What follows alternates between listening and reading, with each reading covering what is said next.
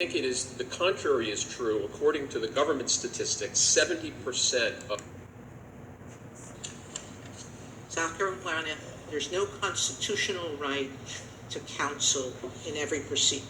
The question presented was whether South Carolina erred that an indigent defendant has no constitutional right to appoint the counsel in any civil contempt proceeding.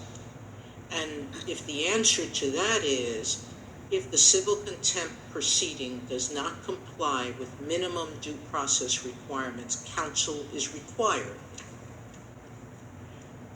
Your Honor, I respectfully... Then isn't that an answer to the question presented? I don't read the question presented that way, Your Honor. Well, we can argue about that later, okay? Yeah. Well, I would think that the rule would be that if South Carolina has not complied with minimum due process procedures, minimum due process procedures are required. Not counsel is required. Yes, Justice Scalia. In a case presenting that issue, that's the appropriate remedy. So go back to the second. Think of what the government says should happen. You should give them a form, and the form should say, do you have money to pay or not? All right, so what did happen? Did the judge ever ask him? Here's what happened, Justice Breyer. The rule to show cause at Joint Appendix 50A said in all capital letters, must bring proof of employment. This was petitioner's sixth hearing. He was familiar with the issues before. At Petition Appendix 17A... Did he bring some proof of employment? He did not. All right, so then why would you put him in jail? He has no job. All right.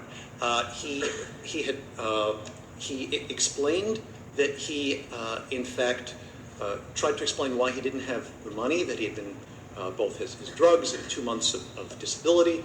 The judge on the next page, Petition Appendix 18A, he heard the testimony, he saw his demeanor, he didn't believe him and found him in willful contempt. And what do you mean he didn't believe him about what? That he had no money? That he did not have the money. So he thought he did have the money. That's our reading of Petition Appendix 18A. Well, we couldn't really tell, could we, Mr. Bibas, because he completely ignored the question. The entire transcript is less than 2 pages long. Mr. Turner talked about how he had no money and he was disabled. The court completely ignored him. The court also ignored the questions on the form for the order of contempt about whether he had any money. The court ignored that as well.